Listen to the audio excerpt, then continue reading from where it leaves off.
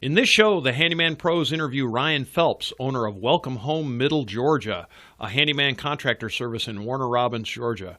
Ryan's looking to grow his handyman contractor business, and the pros offer up some advice for homeowners, DIY people, and handymen and women. So stay tuned for a fantastic interview. Welcome to the Handyman Pros radio show, home improvement and maintenance tips from the pros. Thanks for listening to another edition of the Handyman Pros radio show, where our goal is to help save you time, money, and aggravation. This edition is entitled A Conversation with Ryan Phelps, owner of Welcome Home Middle Georgia in Warner Robins, Georgia. To help me explain, I'm here with my ever-cheerful co-host and old buddy John. John, what has been happening this week?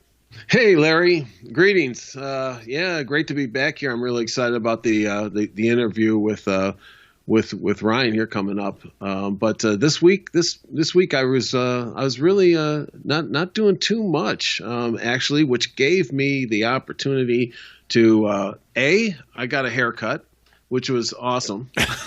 Finally. I also, speaking of haircuts, I also had my trees trimmed in the yard. And so you got a haircut and your yard got a haircut. That's right. Yeah, the trees. I mean, it was just I couldn't even see my house driving up to it. I mean, it was so bad. And every that 4 or 5 years, 5 years on the outside, I have to get this done, or I got to take the trees down. Which here where I live, you got to justify everything. Don't take any trees down. Especially in the front. So. It was actually very, and then I had some other personal things I had to do, which gave me this whole week to really do that. And so kind of back at it now, but, and you and I talk a lot, and every time I call you, we're down at the rental property that you have in around Warner Robins. So I know you've been really busting butt on that thing. Yeah, so we bought this property down in Warner Robins, Georgia. It's kind of our entry into long-distance real estate ownership, I guess we'll call it. But it's not so far away that I can't go down and do the major projects myself. It's far enough out. But we're about what? I was just going to say, just for the listeners, what is it? About 2 hours from where we live? It's about it takes me about 2.5 hours door to door. Except for the other day when it was Wreck-a-Palooza on 75 and it took me 5 hours to get there. It was unbelievable. It was like there was a wreck all over the place. And anyway, we don't want to talk about that. But anyway, yeah. So I bought a property down there. This is a house that was built in 1943, and I originally got involved in this area through some of the contacts through the Bauer brothers, which there's two Bauers. There's David and Stephen. They're both members of the FI group. Stephen which runs is financial independence groups. Yep. Stephen runs groups called Camp Fi, and David wrote a book called Fiology. And both of these guys are heavily into the financial independence and personal finance space. And they do some rental properties, both of them. And in my quest to be in Warner Robins, I've learned a lot. And one of the people they hooked me up with is our guest, Ryan Phelps. And Ryan is a super good contractor, young guy. He's about 36. And he met David. He used to live in Virginia, and he'll tell us some more about that story. But he met David, and David actually convinced him to come down and work on some of these rental properties. It's a long story, but there's a whole group of 5 people that are coming into Warner Robins. And so he has kind of a built-in market down there. But in our process, he's a sharp young man. And I thought, man, he'd actually be a great person to interview. And so that's actually how we came up with this interview for Ryan. And so, John, was it a good interview, would you say? It is a good interview. It is a good interview. Folks, here it is. We're here with Ryan Phelps, owner of Welcome Home Middle Georgia in Warner Robins, Georgia. Welcome, Ryan. Hey, thanks, guys. Thanks for having me. You bet. Thank you, Ryan. All right. So, Ryan, in the intro, we've talked about how we met and things, and so I wanted you to give a little bit about your background from your perspective. Tell us how you got in the business. Tell us how long you've been in the business. Tell us, some of your backstory. Right. So I'm originally from Virginia. Kind of grew up. My dad owned rental houses. Kind of got my skill set from that, working on those. Of course, working on commercial construction jobs and stuff like that. So I just kind of snowballed from there. Eventually, now I'm I own rental houses with him in Virginia as well, and I'm currently living in Warner Robins, Georgia. And so how did you get to Warner Robins? Right. So I met David, which is a part of the FI group, and he actually moved into the same neighborhood as my sister. And then, he's kind of a social butterfly a little bit. So kind of through that met him. At the time, I was working a job I didn't like, kind of a 9-to-5 gig. And he said he had a bunch of rentals in the Warner Robins area, and through the FI group as well, through like prospective owners of rental properties, said, kind of told me, that we had plenty of work down here, and he was absolutely right. So, yeah. So do you like Warner Robins? How does Warner Robins compare to Virginia? It's a lot cheaper. And the weather here is beautiful, man. Like I said, in Virginia, I went back recently, and I forgot how cold it gets in Virginia. I mean, I was really kind of shell-shocked a little bit, but the weather is absolutely beautiful down here. Yeah, it's a nice place. I haven't had any issues. Yeah, it's a great low-key small city in Georgia. It's nice. So which part of Virginia were you in? Virginia Beach, Virginia. It's right on the East Coast. Okay, so you're over in coastal Virginia. So how far out of D.C. is that, roughly? It's about 4.5 hours, something like that. So pretty far away. Okay. Yeah. All right. Cool. And so did you go to college? I did. And what did you go to college for? So I went to Old Dominion. It's right there in Norfolk, Virginia. So I have a double major in finance and accounting. Finance and accounting. How did you end up in construction, besides what you just said about working with your dad? Right. So going through the classes and all that mess. First off, I hate accounting.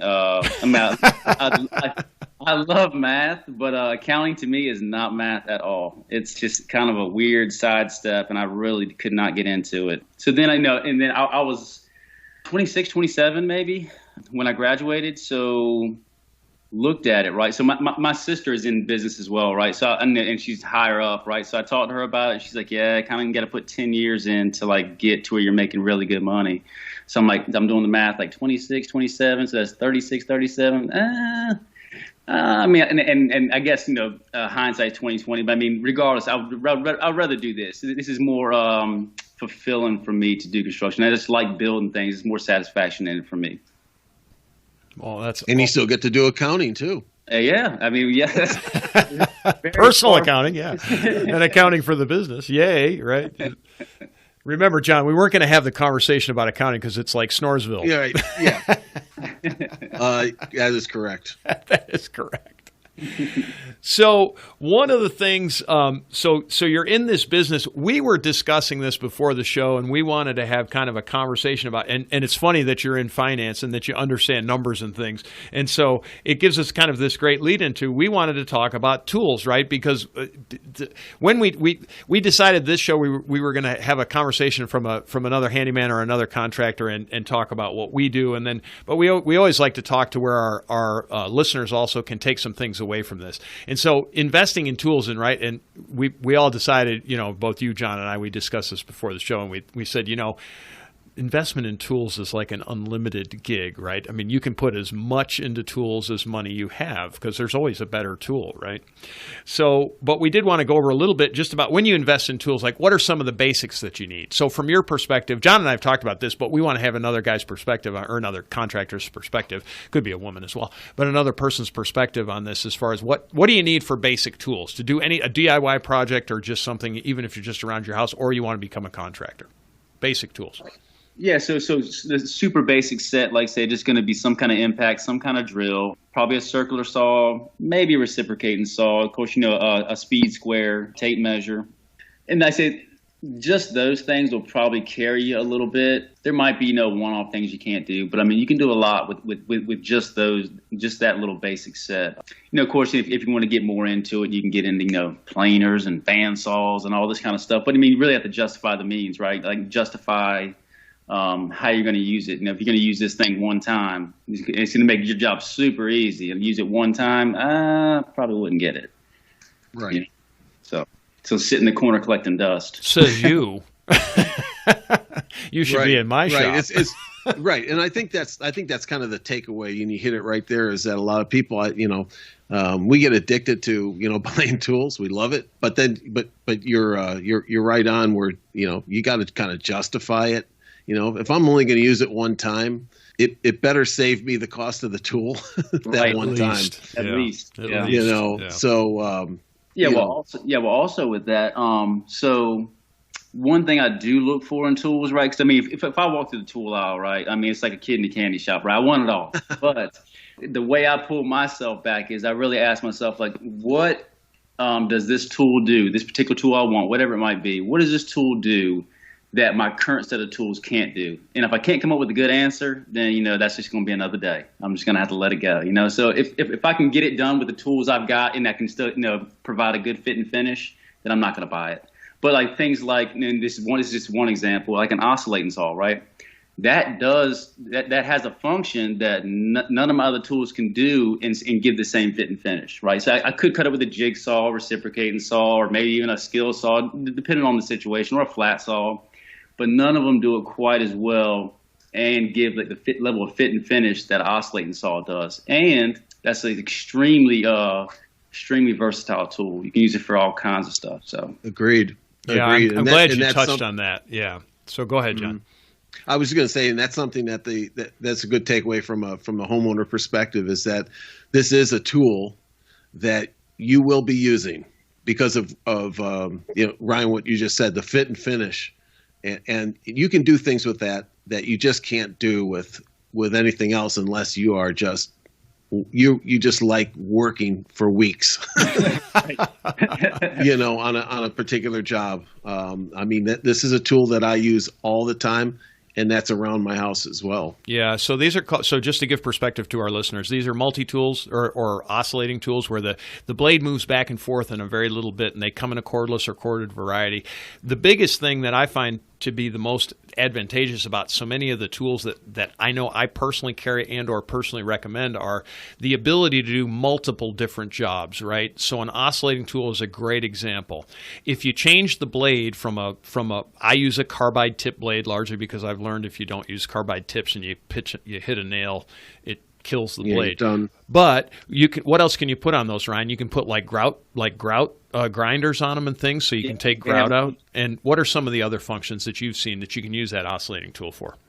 Sanding attachments. They have like little wire brush, nylon brush attachments. I mean, really, the list is like almost infinite. I mean, they say you go down that little aisle right there with all the multi-tools and oscillating tools on there. I mean, there's pretty much anything you can think of, they got it. I mean, they've thought of it all. Yeah. So when you make that investment in that tool, it's the add-on, it's the additions or the blades that you can put on it that make that tool so special. And so you can go anything. Trust me, if you're doing grout removal, you're going to buy an oscillating tool because you're not going to do it any other way. There's no other way that I've seen besides rip it out, right?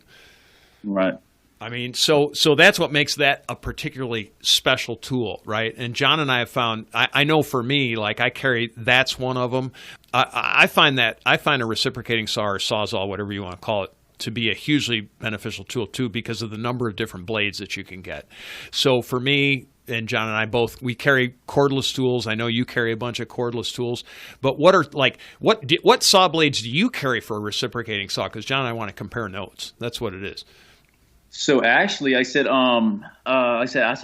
got my oscillating saw probably a month and a half ago. So you're a newbie. So far I'm kind of a neophyte in that realm, right? So right now all I have is like the wood cutting blades, and I said even just with that attachment, it's paid for itself. Yeah. I mean, what do you carry on your sawzall? What do you carry for your sawzall? Because I was already talking about sawzalls. No, it's okay. I carry wood cutting, metal cutting, stuff like that. I really don't get into special attachments with those. I have seen them. I've seen where they have lock-ins for brushes and all kinds of stuff on there. I really haven't delved into that too much. Like I said, because not that I wouldn't, but I just haven't ran into the situation where I really needed that kind of power on it. So yeah. I mean, I know I carry a pruning saw because I found So do I. After you told me about it, those Yeah. things are great for pruning. if you got to just run around the yard and cut some small small branches is relative, right? I mean, it'll cut a 4 or 5 inch tree limb off, right? Because the blade's like 12 inches long. But it's just so simple. It's like instead of a chainsaw, for certain applications, it's just great, right? You're out there, you slap a battery in that bad boy, you run up on the tree, it goes zing, and off go you do your pruning around your yard, and that's just with just to add the blade, right? I mean, so the blade's, I don't know, what's a pruning blade, John? It's $5 or $6, but it's like, yeah, oof, done. So we are advocates of multi tools. One of the other ones, do you carry a grinder, like a 4-inch disc grinder? I do. I do. Yep. Like I said, so I have for that. Like I said, the attachments I have for that. Like I said, I have a diamond cutting wheel for towel, right, for like circles and stuff like that. Yep. I have a cutting blade for steel, and then I have a grinding blade for steel. Yeah, John, what do you carry on yours for your 4-inch? That same thing. Do you carry any sanding? Same thing, and I've got a sanding disc. I use that thing all the time. All the time. Yeah. I mean, that thing when you want to get something done quick, that thing will do it. takes it down. So even for the homeowner, there's these tools are not all that expensive for what they can do. And if you're the kind of person that really does a lot of work around your house, these are good investments. Yeah, they're good investments, and they have multiple uses. Is the key. And they have multiple uses. It is not just a specialized tool, right? Yeah, and I'll echo what Ryan was saying. At the fit and finish, you're going to be a lot happier when you get done with the work and it looks professional. You're going to be very happy. Absolutely. Well, and one thing while we're still on tools, I would say, like, don't even do it to yourself. Go ahead and get all cordless stuff. Don't even get corded.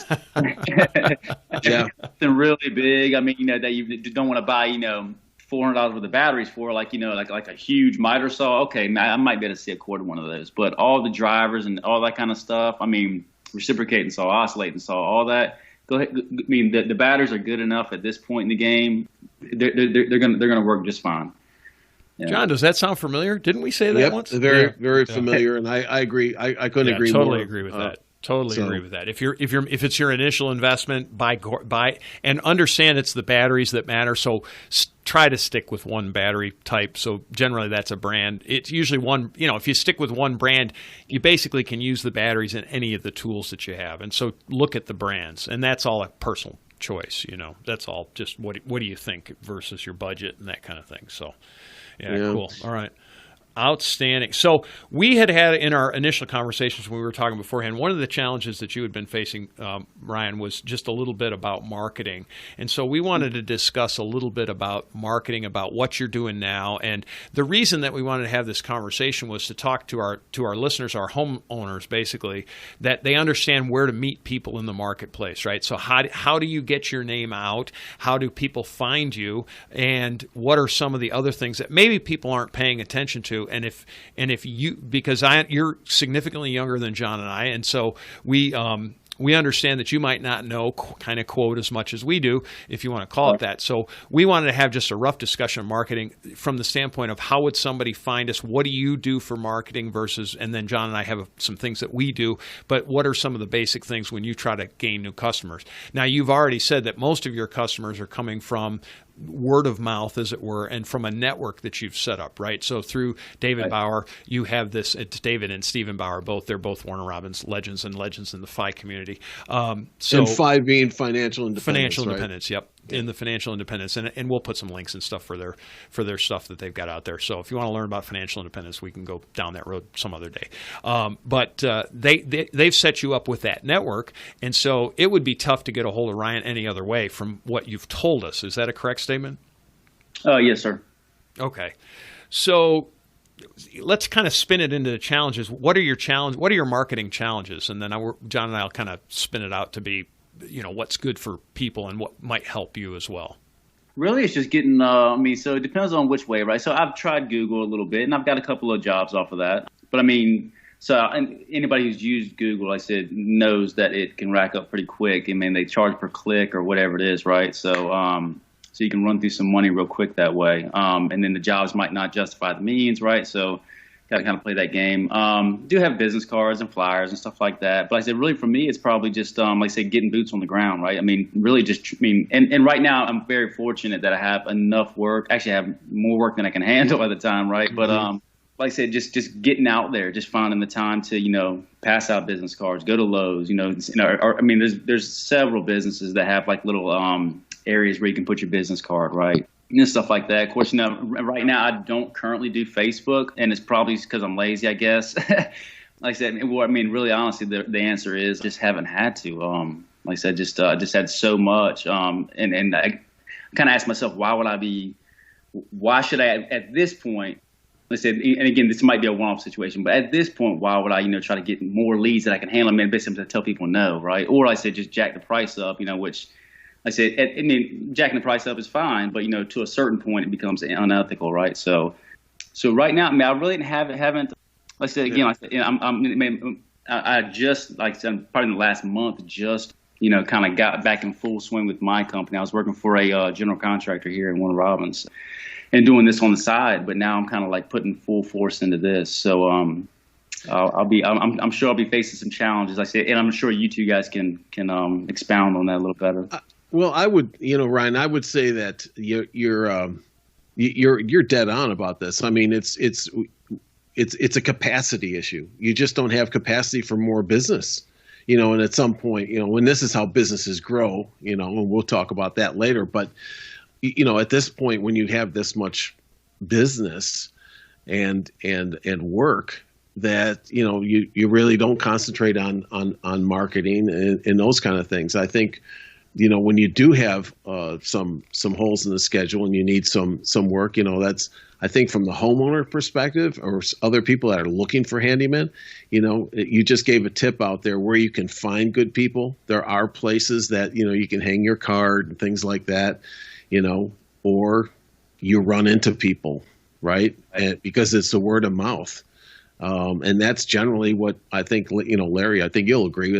That's how we've been operating. At first it was kind of a heavy duty marketing, but after a while it's you run into a capacity constraint of the amount of business, and you just kind of say, whoa, because you do start to say no. But you do have to still be out there. And so you're out there. And so what we did want to say to people, don't overlook those cards, right, that people put out there, and understand that guy. So the guy that puts his card out at the local hardware store or whatever, wherever those places that cards are, and I agree, Ryan, because we do the same. John and I both do the same thing. Yeah. Probably my best investment was I hang business cards in on we own a condo, and I hang them on the bulletin board down at the condo, and I've gotten a ton of business from those business cards. I mean, there's no ifs, ands, or buts. I live in the building. It's easy for me. I understand the building. Same thing with you. You live in Warner Robins. You know a lot of there are some quirks in Warner Robins, and so, and it's not like quirks, but there's a lot of older homes in Warner Robins, and so when you're working on an older home, it's different than working on something built, after 1980, I guess I want to say, because it's just, there's like Ryan, the house that we're working on was built in 1943, and I think, when we took that window out and I showed you the fact that there's 9-inch wide, 3/4-inch boards on there, your expression to me was, oh my God, you couldn't afford to build this today, which is a true statement, but B, the whole house is sheeted in these massive boards, and that's something that was common in the 40s. You can't even get close to it today, and it brings up, I don't want to say unique challenges, but it's really helpful to hire that local guy that understands he might run into that, right? So from the marketing standpoint, that business card, that guy is a local guy. There's no ifs, ands, and buts. And John and I did a show on hiring contractors, right? And we stress hire local guys. Why do you hire local guys? Because they understand more than just, they understand those kinds of quirks, but they understand the local who the code guy is. They understand, the water department. They got friends here. They got this. They got that. They have infrastructure, we'll call it. You've got infrastructure in Warner Robins. You know people. You know things. You know where to get a dumpster. You know this. You know that. And that's what becomes so important. And so we throw that out there to our listeners that are looking to hire somebody. Don't overlook those business cards that are set out there, or the flyer. It's the same thing. I put flyers and business cards on my flyer so they have a takeaway, right? And I know you do the same thing, Ryan. So those are good. Those are great. One thing that we do, we do a little bit of Facebook marketing, not much, because we don't want this huge influx of business, but I want to be out there if somebody can find me, right? Because I know that a good portion of my customers are younger, and so they tend to be like first-time home buyers and things like that. And so their gear, John and I are old, as we like to say, business cards are really old school. Right? Would you agree with that, Ryan? That business cards are old school? Yeah, absolutely. But they still work, right? And yeah. So we've done the same thing on Facebook. We do have a Facebook presence. We're just not super active with it because we're like you. We're overwhelmed right now. Right. Yeah, I would also say, how I've gotten a lot of work is with our network of other trades. Yeah. So, currently we're handymen. I'm not a contractor. I cannot portray myself, or should I, or would I, as a general contractor. I don't have a license, and so I'm not a licensed plumber. I'm not a licensed electrician. But both Larry and I have these contacts that are both master plumbers and electricians and things. And we get a lot of work that way, and I think that's another good way of creating this network of things for people who are out there securing work that they need. Because if you're smart and you have these type of relationships with these other people, they're going to call you in to finish their jobs. Like a plumber, he's not going to close up a wall after he's got to knock out, right. cut apart your wall. Or I just did a big ceiling job for electricians, cut apart a whole ceiling, and so it's those kind of things, and it adds a lot of value to the job because it's kind of a turnkey solution of I'm not stuck with a big open wall, and I've got people. Or conversely, people ask me or ask all of us, hey, I need to do a big plumbing job, would I do that at and I always say this, would I do that kind of thing at my house? Absolutely. Will I do it at somebody else's house? No, because it's not, I'm not putting myself in that position because. So, there's times when we do smaller jobs and things like that in plumbing, electrical, but very comprehensive jobs we don't do, but we bring that value, to the homeowner. Because like having a guy, as we say. Because I get asked all the time about kitchen remodels, right. And that's not what I do. So it's nice to know people that do that. So that's the kind of thing. It helps marketing both ways. Yeah, and then they generate leads as well. And the significance to somebody that's a homeowner, so just to our people out there that are homeowners and listening to this, or DIYers too, is that don't forget to ask everybody, because hopefully everybody knows somebody. Right? Even even your plumber, he should know somebody. If he doesn't know anybody that does drywall, you might want to consider, how professional is this guy, right? Because when I say that to you, Ryan, I mean, if I know you know several plumbers in Warner Robins. I also know you know several electricians in Warner Robins, and you can make these recommendations out, and it lends to professionalism, right? So, and all that's part of a market. So that's meeting people in the marketplace and understanding, where do people find you, and and conversely, where can you find somebody? Right. You really don't do any other lead generation right now. So yeah, we've toyed around a little bit with Yelp. We're on Yelp. We don't really do that much with it. We're in Google My Business, which helps in the Google searches, and that's helpful for us. But when we get a few leads, again, we're not actually really active in trying to get too many leads right now because our word of mouth business is so strong. But at the same time, we are out there. So if somebody's trying to find us, they generally can find us. That includes the IRS too, as well. So there you go. Ba-dum-bum. But anyway, yeah, so that's marketing. So there's so much more to this, and we don't want to have too much of an inside baseball conversation, but we wanted to kind of keep this moving, go to some other things. What challenges do you have, Ryan? Do you have any like what about John and I have a terrible time with estimating and or then scheduling. They kind of one lends itself to the other. Do you have problems with estimating and scheduling? Yeah, absolutely, man.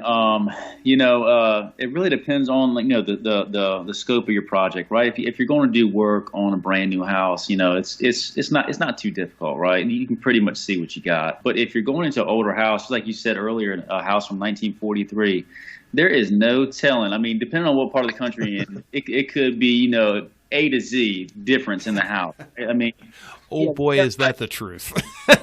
so you can give them a quote, but then you open the wall up, and then out of like your own ethics, right? You look at it and say, well, this is all jacked up, right? So everything I just did is eventually going to rot in 2 years, right? So what's the call? Do I leave it? Do I cover it up because it's not in my scope, or I say, do I bring it to the customer, right? So, and again, and the right answer for that is definitely ask them, say, look, here's what you got, here's what I think needs to be done, right? So, and then you put the ball in their court, but that definitely is a struggle estimating, man.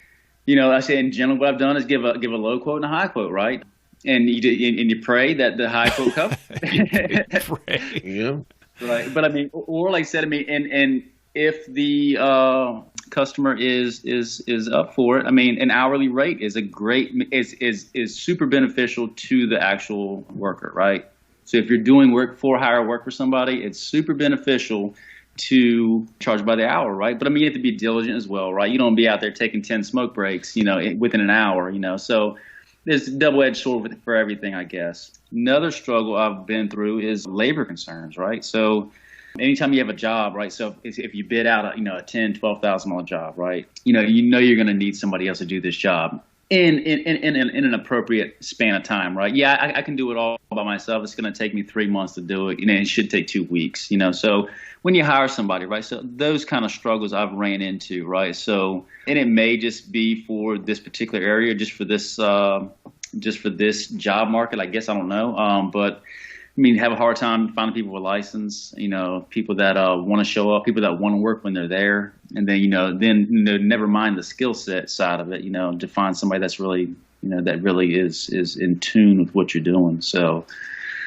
yeah, I've had a couple of those struggles, but yeah, it's there's always something, right? So.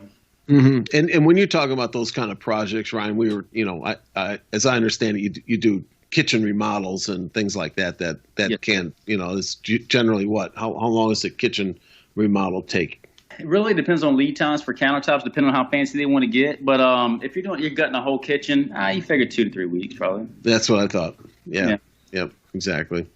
Yep. Well, so that leads us into a great question. So our goal here is to help our listeners save time, money, and aggravation.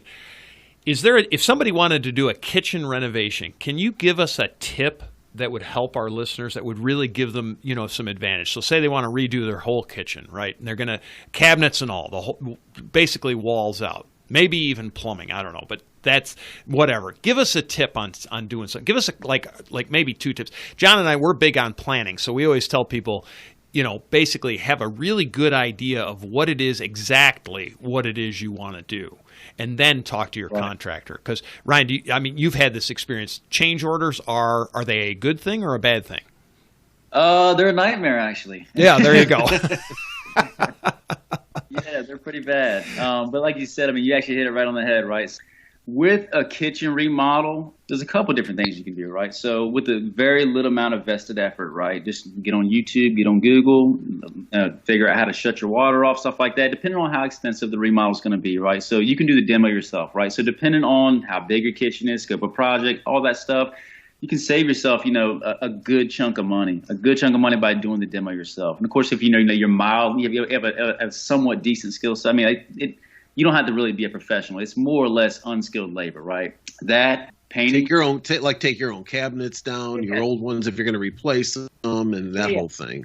Pop the countertop off. Take the faucets, all that mess off. Yep. And also, I said, and depending on how froggy you're feeling, like I said, when it all goes back together, like I said, and it's gonna be a conversation between you and your contractor, but see if they're willing to let you go ahead and take the cost off for buying your own faucets and putting them in. In any chance, so there's 2 different ways here, right? So if you're a customer, any chance you get to buy the material, do it. That's a great tip. Yeah, that's a great tip. That's a little known tip, but that's a very good tip. You probably need to go ahead and buy your own stuff, right? Because what's going to happen here is, and there's ways to explain it, but so all the material is going to get a markup, right?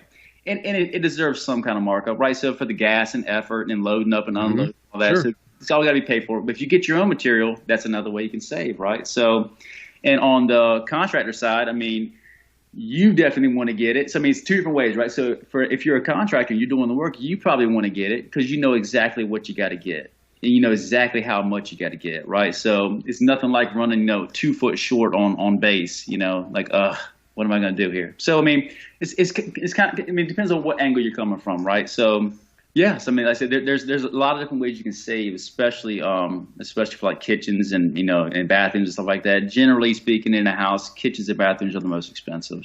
So this is just a kind of an aside on this. So we when we talk about saving time, money, and aggravation, I always look more at the aggravation.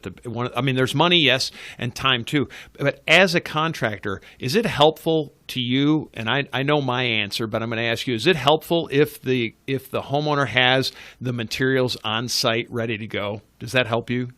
Absolutely. Yeah, it helps me too. And the other thing that I personally like, I like to buy my own materials because I like to know what I'm actually buying, right? So if it, particularly on, I don't know, some things like plumbing and things that I happen to have enough knowledge to be dangerous on, I like to buy certain name brands because I know I can go buy seals for them if I ever need to fix them, Wow. And some of that stuff is true and some of it's not. And I always think most contractors tend to buy the least expensive items because they make the most amount of margin on them. Now, that's true or not true, it depends on the contractor, depends on the level of fit and finish. But those are some of the reasons that I like to supply those materials. To your point, though, if you're going to buy materials, and I want to clarify what you just said, there's nothing worse than being short by, you said 2 feet of crown, but being short of a supply, because running to the store to get one fitting for your plumbing is absolutely the most infuriating thing you'll ever have in your life, right? I mean, I think all three of us can agree on that. So if you're going to buy your materials, do consult with the contractor and ask him. So like if I'm buying say I'm going to buy crown molding, right, Ryan, I'm going to ask you, how much do I need? And you're going to give me a number. Now it's on you as far as the quantity. I'll buy as much as you want me to, but it's your number. So I throw that out there so that people understand that consult with the contractor. Ask him, like, say, you want to buy a particular faucet. Is there anything I need to worry about, or is there anything that you need that we need to worry about? So that you can keep that. I like to, as I say, we call it project flow. We want to keep that project moving smoothly through that project, right? And so. Absolutely. Oftentimes, just depending, there might be little things that you need that either he needs to bring or you need to bring, whatever, right? It's one way or the other. So that's one of those things when we do that. So I love that tip, but do have some consultation with your contractor when you do those kinds of things.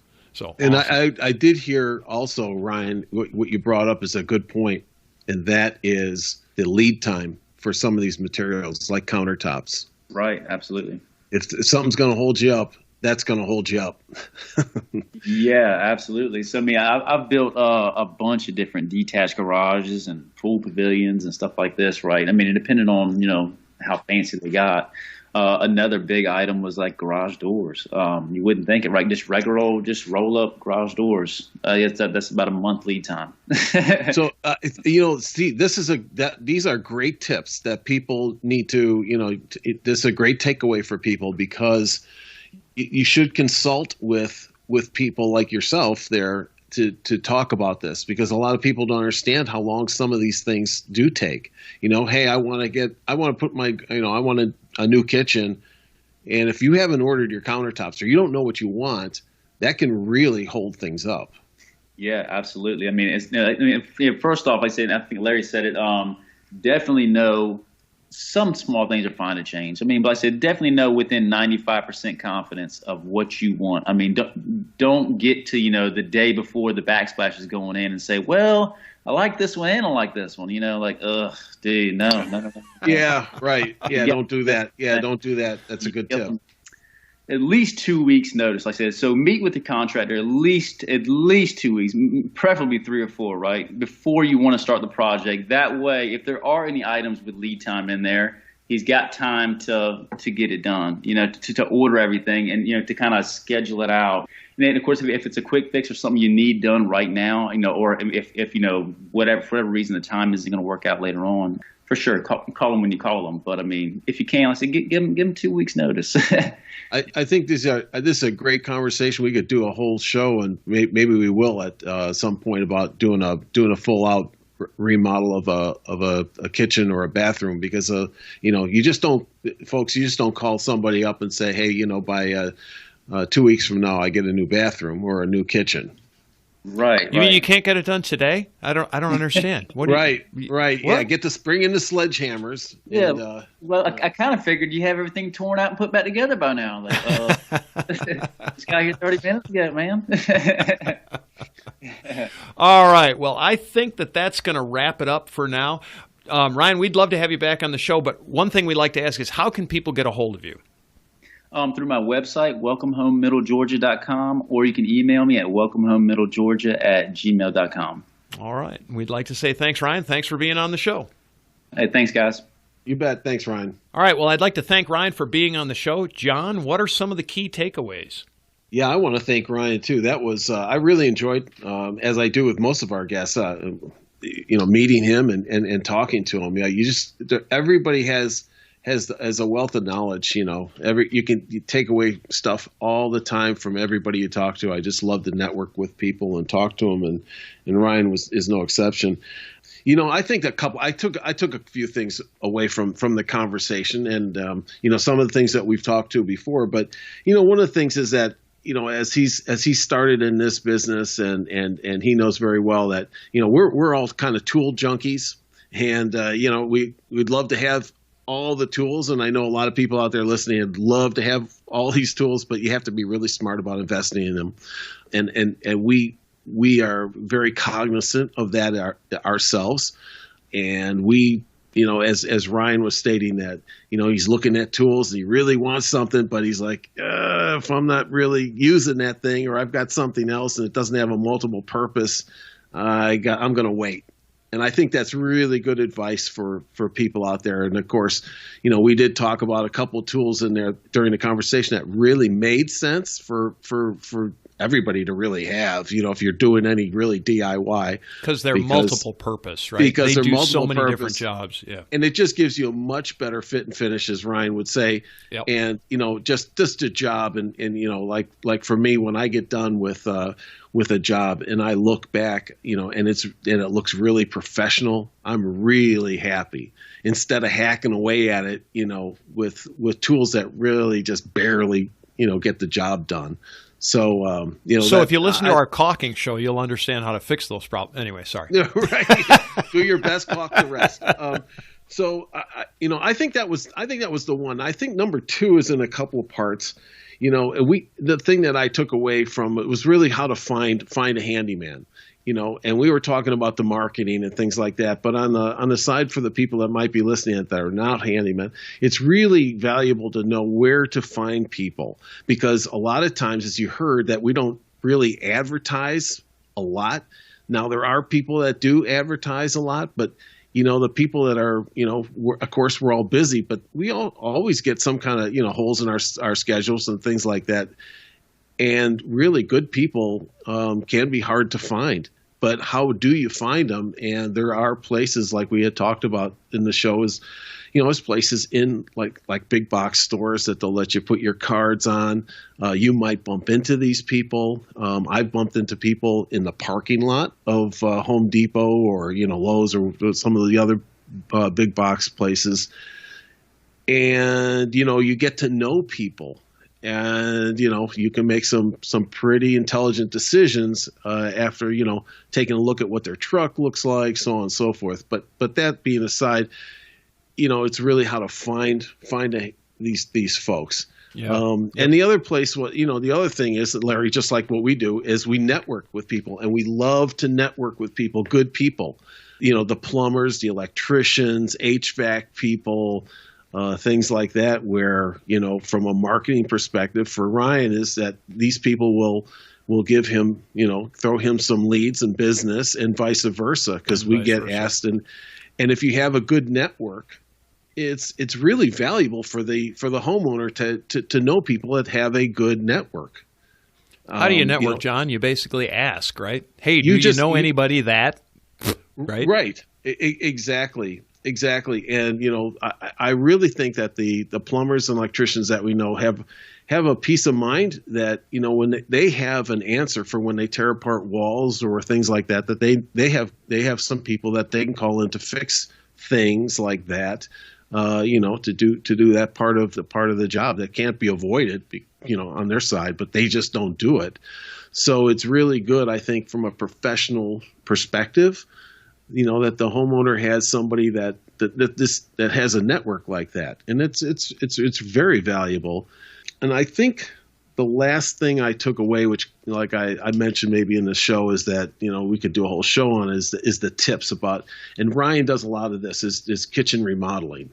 And I think a lot of people, the third one here is that the people really don't, you really have to have an appreciation for these types of projects. And if you don't do it every day, you don't understand, that the products can have, these lead times that that you have to be aware of.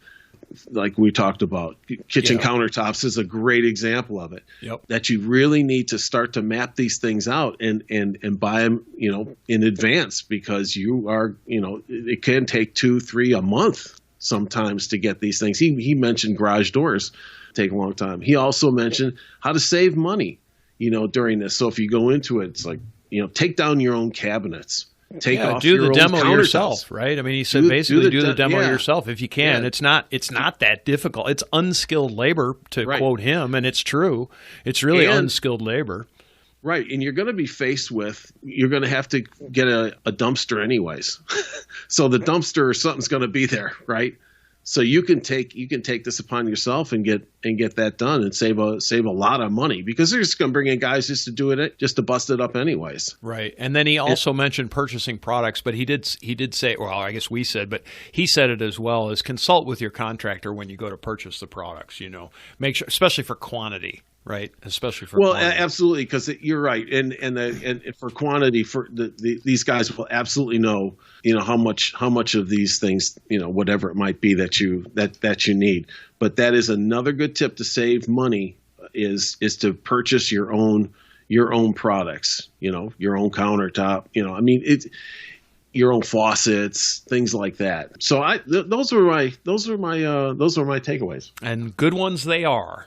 Well, folks, we hope you enjoyed this episode of the Handyman Pros Radio Show. As always, we'd like you to join our Facebook page. That's at Handyman Pros. Sign into our newsletter on our website. That's handymanprosradioshow.com. You can send us an email. That's questions at Handyman Pros Radio Show. You can leave us a voice message on the handymanprosradioshow.com website. Up in the right-hand corner is a little clicking thing and all of that kind of stuff. So send us some notes. We do like to get your feedback, and we've put some shows out on the air that have actually been ideas of our listeners. So, if you'd like to do that, we would love to do a show of something that y'all are interested in. One other thing, John, we had discussed maybe that we would ask for if you would like to be on the Handyman Pros Radio Show, too. You could send us an email at questions at handymanprosradioshow.com. So, again, we'd like to offer up an invitation for people. If you'd like to be on the radio show, if you've got something that you think you'd like to talk about, send us an email. We might put you on as a guest. Why not? Right, John? Why not? Right. John, I did get an email from this guy, and it was really strange. His name was Marvin the Martian, and it was at marsspaceship.com. And, the next thing I know, he sends me this email. I said, sure, come down. I'd love to interview you. He lands in my yard, and what happened? Didn't you come over and we took that bad boy apart? You came over. We took that bad boy apart, right? Yeah, and we network with him. He's got quite a network. It's an intergalactic network. Ladies and gentlemen, if you've enjoyed this podcast and have derived some value from it, here's 4 things you can do. 1, tell your friends about this podcast. 2, hit subscribe on your podcast player. While you're there, leave us a review. 3, subscribe to our newsletter by going to handymanprosradioshow.com and click on the subscribe button. We'll inform you of upcoming events, shows, and give you actionable tips for maintaining your home and property. And 4, send us an email with your questions to questions@handymanprosradioshow.com. That's handymanprosradioshow.com. That's our show for this week. Thanks for listening. We'll see you next week on the Handyman Pros Radio Show.